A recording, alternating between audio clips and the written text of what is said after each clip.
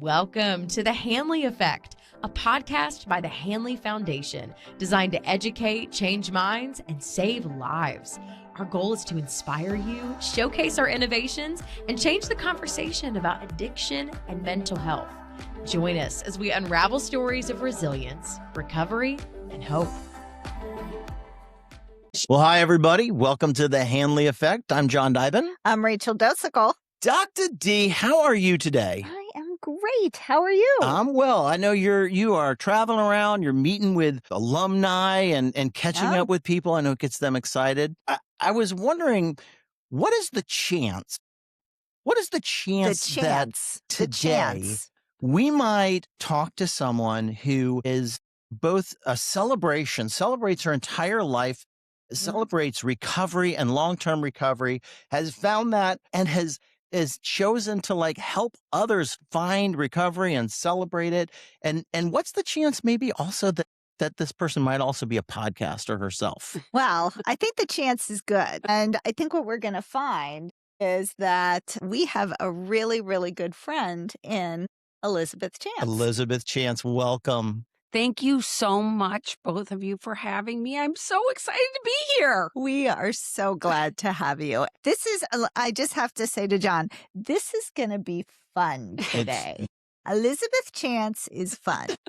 This is not going to be a boring podcast. Definitely not, even though I still get nervous. It's so funny because I like being on your side better than on this side. I'm like, wait a minute, I don't like to be questioned, but here So I am. do we.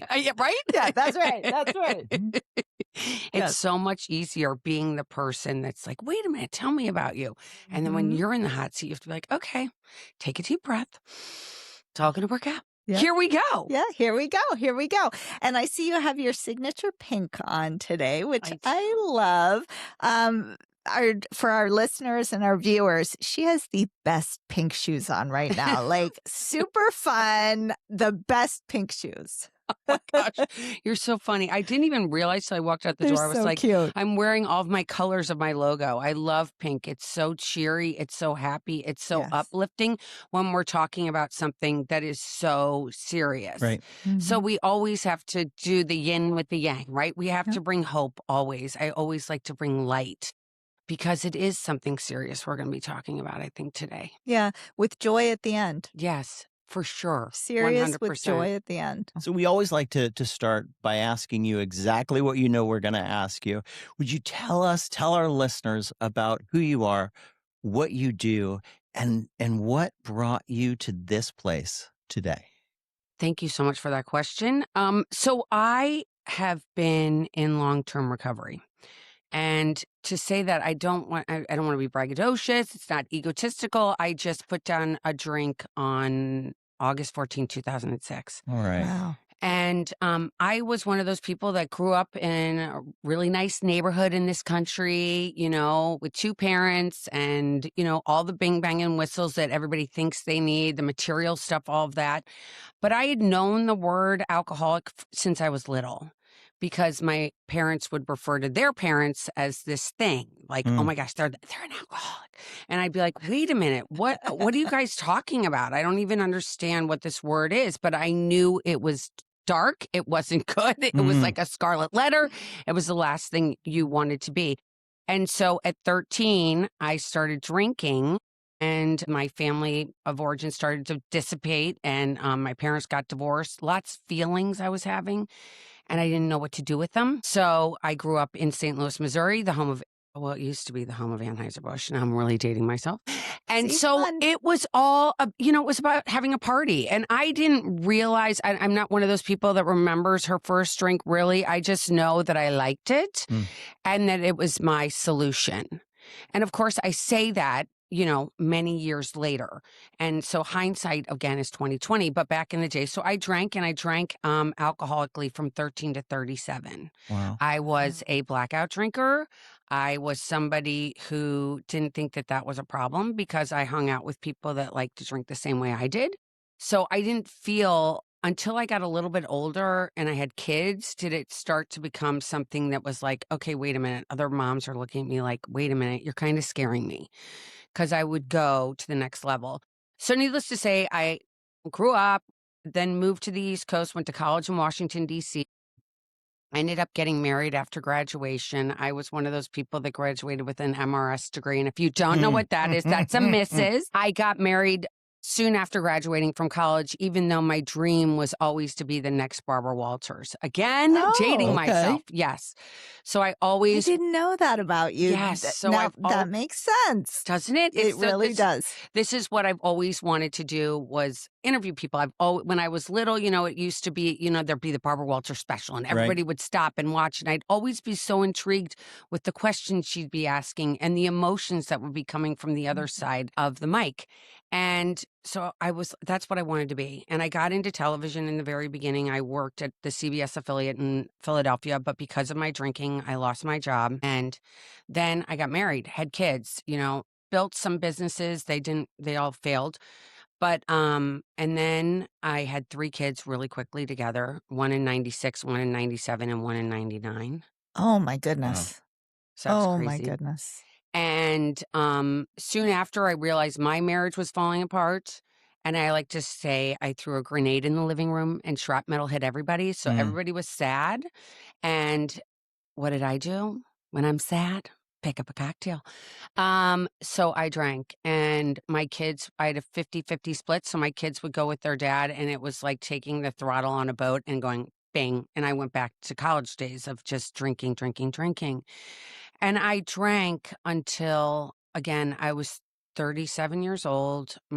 I'd known about 12-step program. It was the last thing I wanted. It was like, oh my gosh, they're in a cult. They're weirdos. Right. They carry around this big book like it's their Bible. Like they're these weird, freaky people. And I didn't want anything to do with it. It was something that was just so foreign. I had grown up living in a box with a checklist, right? You're supposed to do this. You go to college, you get married, you have kids, you buy a house, you buy cars. It wasn't about like, who are you? What makes you tick? Right. I didn't realize that until I got sober. So the end was nothing exciting. I always like to say there was no shrapnel around my wrist. There were no alarms following me. I just woke up one day sick and tired, went for a run on the beach in August in New Jersey. And anybody who knows me knows I am not a runner. And I fell to my knees and I asked God for help. And that is when everything changed. And in the beginning, I did attend 12-step meetings because I knew people that were successful in the program and they had what I wanted, which was peace and serenity, something that was, again, foreign to me. I had no idea what that felt like. I was like a pinball in a pinball machine, bouncing off of everything and not knowing who I was. So I went to those meetings and I listened to that sponsor, fellow traveler, we could call her, like I'd never listened to anybody before. I hadn't listened to, my principal, my priests, my parents. It was like, but this woman said, you're going to do this. You're going to go to this many meetings. You're going to, do what I say, kind of. And I was like, okay. I think that if she had told me to go stand in the middle of 95 and put I probably would have done it because, again, I was at this place that it was my insides. It was never my outs. Like my outsides, I could always get away with it. The right handbags, the right shoes, all that stuff. But who am I? My heart and soul. I didn't know. One of the things that we hear a lot is that life beyond your wildest dreams. But there's the in between, I call it. There's the day we drop to our knees, and then there's the life beyond our wildest dreams. How long did it take you to really start to feel comfortable in your skin and get to know yourself? And, what did the in between look like for you? Well, it's kind of ironic you're asking this because I'm writing a book right now about my life. What I'm going to do with it, I have no idea. But I'm writing it just for a cathartic sense, just to say, what was my life like? And I think for a lot of us, we go through our lives and we don't think we've done anything. We might not have our PhDs and things like that. But we can still, when we look back, we're like, wow, I got through all these things. In the very beginning, I remember that I was still very controlling, right? And the 12 steps teaches you, step 1 is to admit that I'm powerless. Step 2 came to believe in a power greater than myself, which I call God, Jesus. That's for me. And then step 3 was always like, You want me to turn my will and my life over to that power. And I will tell you, honestly, sitting here with 19 and a half years of continuous sobriety, it has taken me to 19 and a half years. I'm peeling back the onion constantly. And I think that we live in a society that is so like click, click, click, click, click, click, click. Like we get anything we want right away, right? We can go on our phones. I'm hungry. DoorDash is there. We can order something on Amazon. It shows up. Recovery is long. It is rich. It's priceless. And I say that because when people said, I remember being in my first meetings and people would be like, this is going to be a life beyond your wildest dreams. I hope I can I curse here a little Sure, bit? curse away. And I would be like, oh my God, bullshit. This is not going to be a life beyond my wildest dreams. I'm like, I like to dance on bars. I go to cocktail parties. I go to black tie functions. I do all this stuff. This is not going to be a life beyond my wildest dreams. I don't believe you. But I am going to graduate from those 12 steps summa cum laude. It'll be the only thing that I will graduate summa cum laude, but I'm going to do it. And the reality is that I just kept doing it. You know, I keep doing it. And people are like, oh my gosh, you still go to meet? Yes, I do. I still go to meetings. Yeah. I just traveled for the first time by myself. I'm in my mid or later and I'd never gone away by myself. And I just came back and somebody said to me, oh my gosh, that must have been so hard because you don't drink. I thought to myself, are you kidding? I've traveled drunk before. Do I remember anything? No, nothing. Right.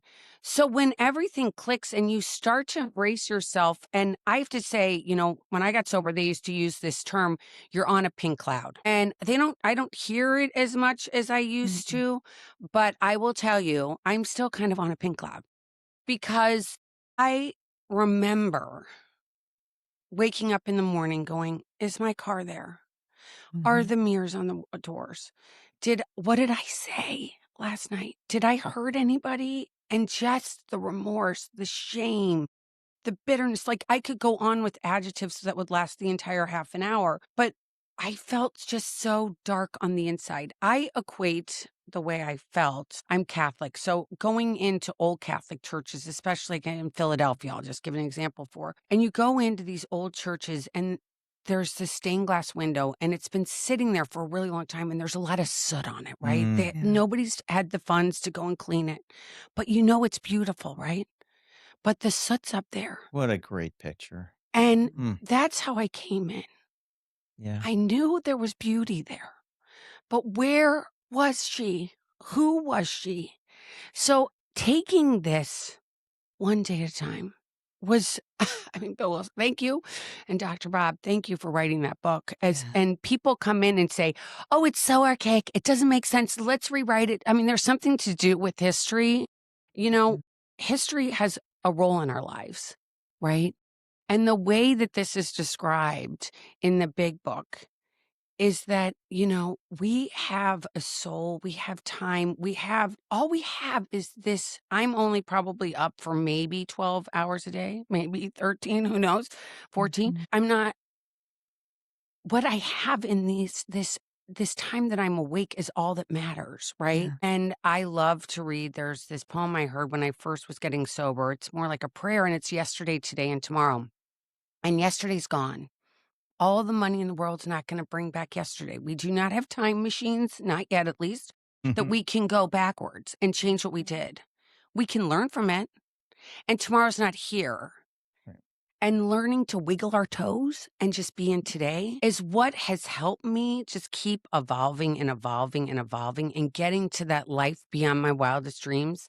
I think and I pray that I will always be on this journey and I will always be willing to peel back the onion more because the more you peel back, the more you get to know yourself, the more you can make life a little more fun, not take life so seriously. They used to say rule 62, you know, don't take your life so seriously.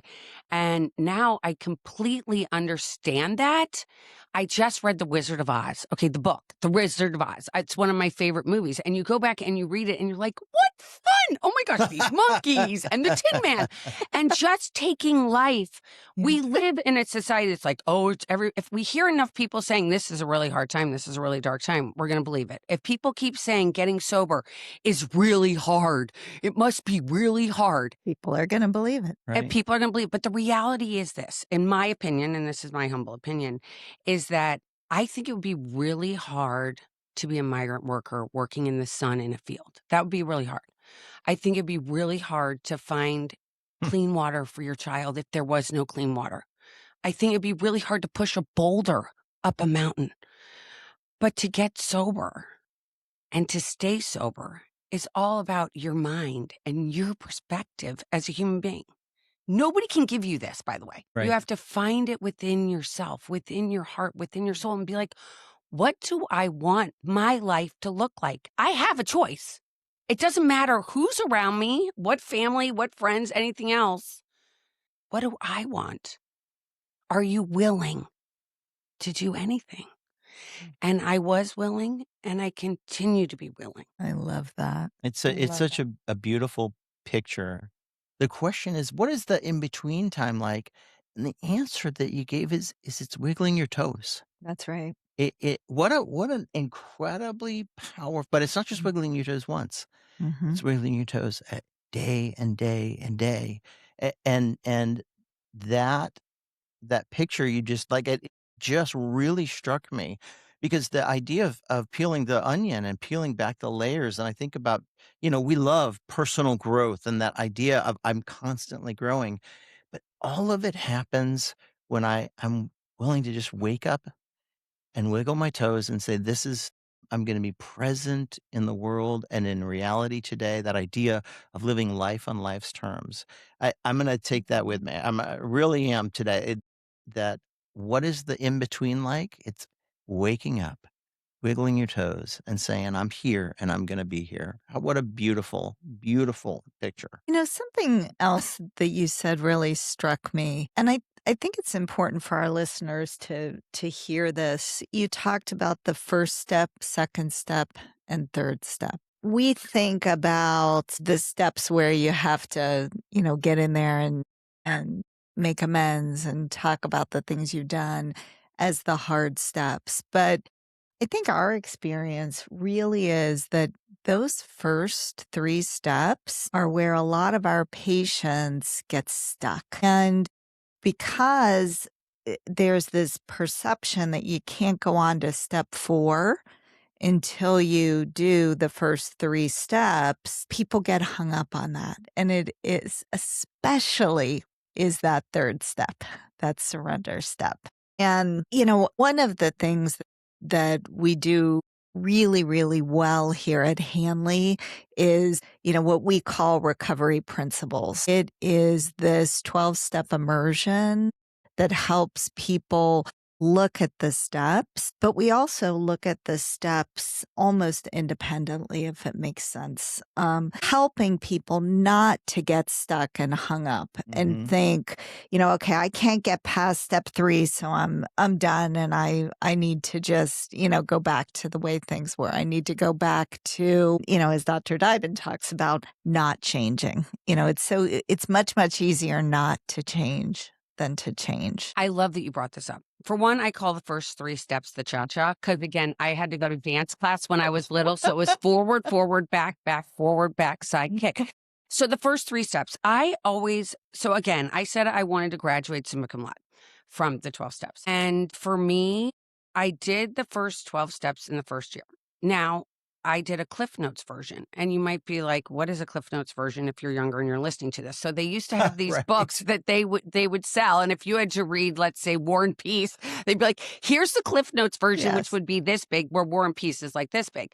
So what I did with the first time going through the steps, my sponsor was so kind, so loving. She walked me through it slowly. There was no pressure.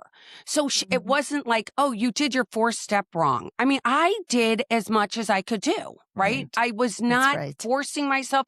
No one was saying, you have to do this. I think that there's some dangerous words that we have in our society. Should, could, you have to, must, yes. And I kind of treated myself really kindly because the fact was I wasn't drinking. So that was huge. Okay. Still to this day, if I don't have a really, really great day, I didn't drink. Okay. So Right. that's a win. And I would give myself little gifts when I get to like, okay, I got a month. I'm going to go to, I go to TJ Maxx or Nordstrom's where I can buy myself something little. But we put so much pressure, and we, as a sponsor, and I can say this for myself, how I was a sponsor in the past has been like, before it was like, you have to do this, you have to do that. And I think that my pressure, and I don't want to put it all about me because I think it's all about God. I'm a big God person. But taking it, like, do what you can do. Be kind to yourself. If your fourth step, if there's stuff in there that's deep, deep, deep down inside, and you're like, I'm not ready to do it, I'm not ready to do it, and you're like, I can't give this person what they want, well, then just give what you can. If that's all you can do, is give what you can and then keep moving to the next one. It's about action. It's about moving and getting our body. Like, I'm going to change something. Well, I'm going to change, instead of going out of my driveway, I'm not going to go left, I'm going to go right. I mean, it can be that simple. It doesn't have to be so dramatic. But as addicts, we think big or go home, right? But we have to learn to be kind to ourselves. And I didn't know that. I didn't know that. And I'm still so grateful for my first sponsor because, again, she was so kind and so loving and was like, okay, you did that. All right, let's keep going. Let's keep going. Let's keep going. This is not like going to school. Like, you're not going to get an A. Right. You're not going to get an F. There's no SAT score that's going to help you be a member of this club if you get all you need is a desire. And we put so much emphasis on this end game. Okay, you guys, we're not at the end until, at least for me, sliding into those golden gates, I hope, in heaven, going, that was a fun ride. But, the reality is that while you're here, these are all gifts. And we look at it like, I have to do this. I have to. No, you get to. It's our changing of thinking. Yes. A lot of the stuff I'm saying, by the way, is not original. I've heard it from other people. But you're living it. That's the difference. Yeah. That's the difference. Yeah. It's not, it's such a gift. It doesn't matter what's going on in my life. And there's tons of stuff going on in my life that if on paper, people be like, oh my gosh, how are you doing this? How are you doing that? How are you doing this? I'm just doing it. Like, I'm just keep walking. What other choice do we have? And that's, you're describing peace. Yeah. Peace is, we think we're chasing happiness. Happiness is just chasing, circumstances I like, and it's futile. But peace is when I can have what you just described. Like, I may not like everything in my life, but I'm whole, I'm present, I'm centered. That picture of, of not feeling pressure, you're not going to get the A. I think as somebody who's been working in this field for a while, as a clinician, that is something that has really evolved in my own understanding as well. That it's sort of like, working out to get physically healthy. You don't come to some point and you've got it. You do your best, and then your best gets better, and you keep going. I love that. I want to make sure that we talk a little bit about what you're doing now today. You're giving this away, not just as a sponsor and not just as a person, but in your professional work, both in your podcast and in your coaching. Can tell us a little bit about what you're doing today and how you're helping give this away to others. Well, thank you again for that question. So I started a podcast 10 years ago. It's been 10 years. It was 10 years actually in February. And I remember, you just said how many have, what's your number? 642 is dropping tomorrow. That's Thursday, amazing. It's amazing. Yeah, it's crazy. It's the 21st. I don't know when this is dropping, but the 1st of May will be 642. That's incredible. I started this podcast because I was giving talks in my town outside of Philadelphia, and I would give these talks and like talk about addiction, want all these families to come in. And of course, nobody showed up because I'm like inviting the Grim Reaper to the old age home because nobody really wants to talk about alcoholism and how it affects everybody. And I think it affects every family, every person in this world. It does not just in America. So I went to this marketing firm, took me on 0 to 5, which is based out of Philadelphia. And I went with Michelle Pajeas, and she's like, why don't you stay? She had all of her people working for her, and they're like, why don't you start a podcast? I'm like, what's a podcast? And they told me what it was. So I started it, and I've been doing it by myself. I don't have a producer. It's all me. I do all the editing. Everything from start to finish is me. And I started it because I wanted people to not feel alone. I really want, and not feel shamed. I mean, when I wish that would have been there for me. So what I do every week is I have a solo. I'm on solo once a week, and I have guests on Thursday. I'm solo on Tuesdays.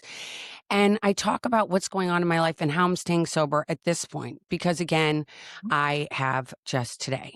So I do that, and I do it, again, to help people. It's not to make money. I've always done it just because, again, I want people to have this resource when you're out there and you're sitting at home and you're by yourself and you're like, oh my gosh, what is going on with me? And it's only in those dark times at home do we really want to reach out for help.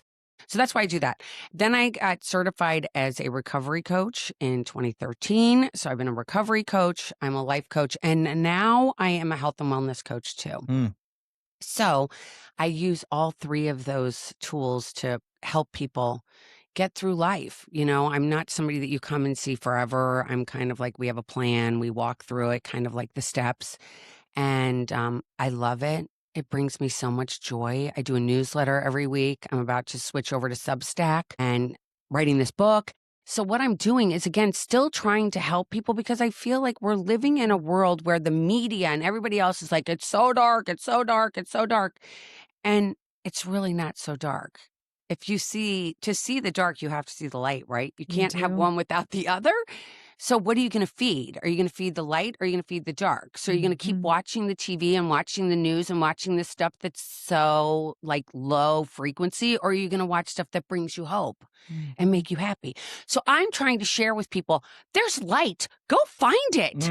We need to stay there. And drugs and alcohol. I mean, I just heard recently that longevity in America has gone down. That's right. Like Sardinia, it's, you can live forever on Sardinia, off of Italy.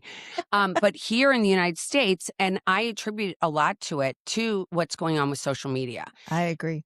And it's been a game changer for me, because for a long time I was like, oh, I'm filming myself. I'm getting people to film me. I'm pushing content. I want people to follow me. I'm looking at analytics, all this crazy stuff, which at the end of the day really was a waste of time. I can tell you that. And what I've realized on Ash Wednesday this year, I'm Catholic, so I gave up social media for Lent. Oh, wow. Good. Okay. So I took everything I wasn't posting. I'm not haven't posted. My numbers on my podcast have gone up. It's so crazy.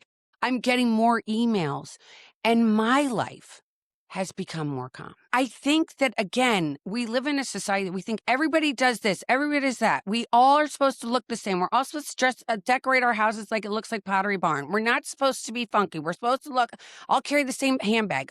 I think we need to embrace who we are as individuals. Even if we are alcoholics, that's not who I am. That's a part of me, but I have so many other things. And I don't know where we started to live in these boxes, these four walls, and these check boxes, like I talked about earlier, the checklist. We don't, you guys. God gave us so much. There's so much beauty, and we miss it. I missed it for 37 years. Now today I can walk outside, see birds. Hummingbirds. There aren't hummingbirds in Europe. I was so shocked. I was like, oh my gosh, where are the hummingbirds? They're like, we don't have hummingbirds here. I'm like, oh my gosh. Because in the morning, I'll go out in my backyard and have my coffee. Me too. And have the hibiscus, and there come the hummingbirds. I miss that because I was so up here. And alcoholism, drug addiction is not about the drug or the drink. That's not what's causing the problems, you guys. It's the think. That's right. And which is why social media is just another form of that. I was talking to my daughter and I said, let me ask you this. Now, she's only 21. I said, when you have kids, do you think you're going to let your kids use social media? Absolutely not, she said. Absolutely not. Maybe when they move out of the house and go to college at 18. And I'm thinking, wow, this is the generation that grew up with social media, and they are all saying, no, we're missing it all. We're missing it. And missing it, I am the bad guy. Always the bad guy. I have to say our time has come to an end, but I also have to say, Elizabeth Chance, you are a lighthouse. Yeah, you are. Because there is plenty of darkness, there's plenty of light, You're and amazing. you are a lighthouse.